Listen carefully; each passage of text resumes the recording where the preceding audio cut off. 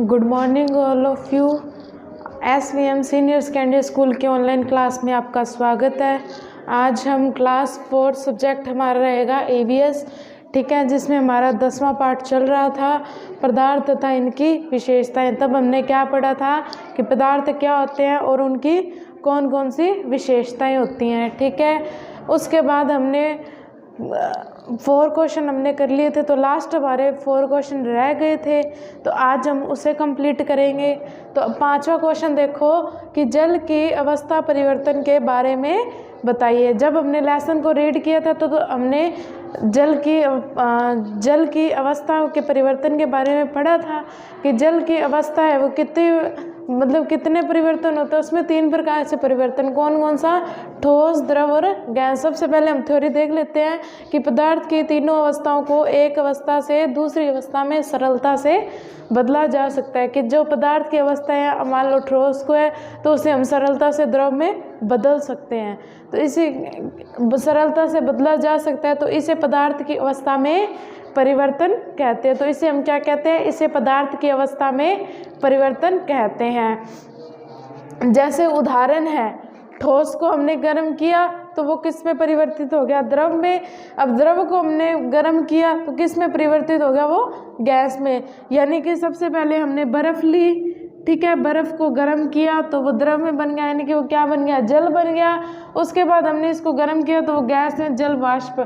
कि जब मतलब गर्म कोई पदार्थ अपने गर्म करते हैं पानी को, तो वो क्या है? भाप बन के उड़ना शुरू हो जाती है, यानी वाष्प बन जाता है वो पानी का।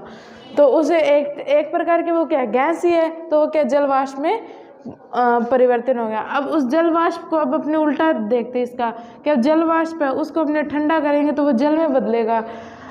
आप घर पे भी देख सकते हो कि जब अपने किसी टोपी वगैरह में पानी गर्म करते हैं, ठीक है, कोई भी बर्तन में पानी गर्म करते हैं, तो जब आप पानी गर्म करो तो उसके ऊपर मतलब ढक्कन लगा देना, प्लेट लगा देना कोई भी। जब आप पानी गर्म करने के बाद गैस को बंद कर देना, जब वो ठंडे हो जाएगा ना, तो प्लेट के ऊपर क्या है? छोटी छोटी पानी की बूंदें होंगी, ठीक है। तो वो क्या ठंडा करके वो किस में? जल में बदल रहे हैं। फिर अब हम जल को ठंडा करेंगे। अब जल को क्या हम फ्रिज में रख देते तो वो क्या बन जाती है? बर्फ़ बन जाती है। वो किससे कारण होता है? ठंड के कारण से होता है ठंडा। तो ये क्या है? पदार्थ की अवस्था में परिवर्तन है। इससे हमें ये भी पता चलता है कि द्रव क्या है? तीनों अवस्थाओं में बदल सकते हैं। कौन कौन सा? ठोस में भी, द्रव में भी और गैस में भी। उदाहरण अपने पास ये रहा। फिर उसके बाद क्वेश्चन नंबर 6, पदार्थ की 3 विशेषता बताइए।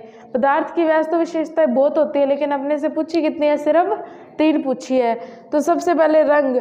कई पदार्थों का रंग निश्चित होता है। कई पदार्थ, बहुत से पदार्थ हैं, ठीक है, नमक, दूध, चीनी सभी सफ़ेद रंग के होते हैं। लाल मिर्च कौन से रंग के होते हैं? लाल रंग की होती है। हल्दी कौन से रंग की होती है? पीले रंग की होती है। तो क्या है? कुछ पदार्थों का रंग क्या है? निश्चित होता है। उसके बाद है स्वाद। फिर है भिन्न भिन्न पदार्थों का स्वाद भिन्न भिन्न होता है। जैसे नमक को खाएंगे तो वो क्या है? नमकीन होगा। चीनी को खाएंगे तो क्या है? वो मीठी होगी। और मिर्च खाएंगे तो क्या है? तीखी होगी। तो भिन्न भिन्न पदार्थों का, यानी अलग अलग पदार्थों का स्वाद क्या है? अलग अलग होता है।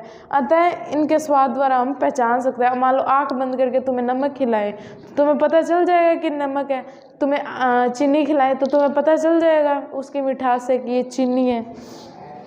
फिर है तीसरा आता है सुगंध। कुछ पदार्थों को उनकी सुगंध द्वारा पहचाना जा सकता है। कुछ पदार्थों में अच्छी सुगंध होती है। अब मान लो कोई परफ्यूम छिड़क दे तो तुम्हें पता चल जाएगा ये परफ्यूम है या परफ्यूम है। परफ्यूम को इत्र भी कह देते हैं। अब मान लो कोई गैस लीकेज हो रही है सिलेंडर में से, तो उसके मतलब की सुगंध आएगी तो अपने पहचान सकते हैं ये सिलेंडर की सुगंध है। तो इसे क्या हम पहचान सकते हैं। ये क्या है? पदार्थ की हमारी 3 अवस्थाएं थी। दोबारा देख लो, जल की अवस्था के परिवर्तन के बारे में बताइए। तो पदार्थ की तीनों अवस्थाओं को एक अवस्था से दूसरी अवस्था में सरलता से बदलना क्या कहलाता है? पदार्थ की अवस्था में परिवर्तन कहलाता है। जैसे ठोस को द्रव में बदल सकते हैं, द्रव को गैस में। फिर गैस को किस में बदल सकते हैं? द्रव को, और द्रव को ठोस में। फिर है पदार्थ की 3 अवस्थाएं, कौन कौन सी होगी? रंग, स्वाद और सुगंध। भिन्न भिन्न पदार्थों का रंग क्या है? भिन्न भिन्न होता है। कई पदार्थों का रंग क्या है? निश्चित होता है। स्वाद, भिन्न भिन्न पदार्थों का स्वाद क्या है? भिन्न भिन्न होता है। फिर है सुगंध। कुछ पदार्थों को उनकी सुगंध द्वारा पहचाना जा सकता है।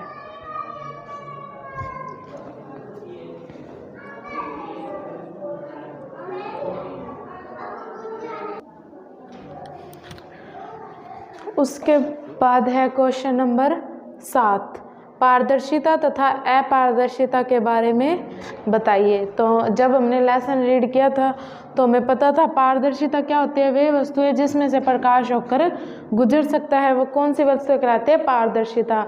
जैसे कि कांच है, अब कांच से अपने क्या है, प्रकाश गुजरे तो वो क्या है, मतलब उससे में होकर गुजर जाएगा, ठीक है, यानी उसके आर पार हो जाएगा, तो वो क्या है, पारदर्शिता। जैसे कांच, जल आदि।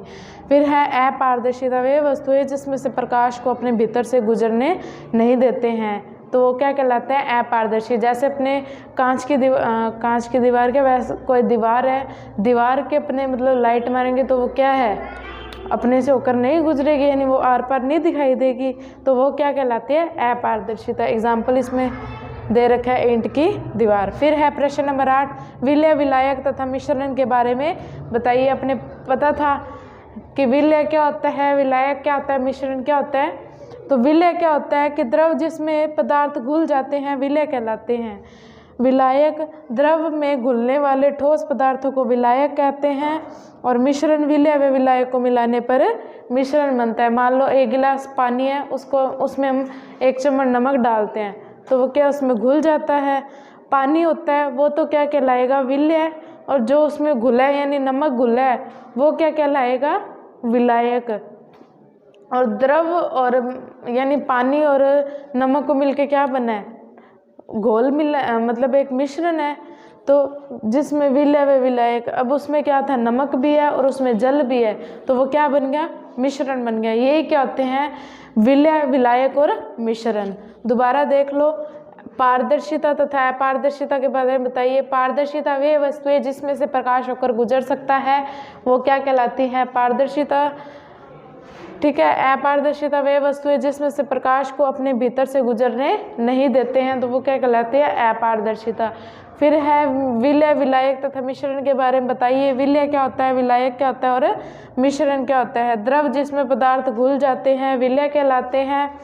फिर है द्रव में घुलने वाले ठोस पदार्थ विलायक कहलाते हैं। और विलय व विलायक को मिलाने पर मिश्रण बनता है।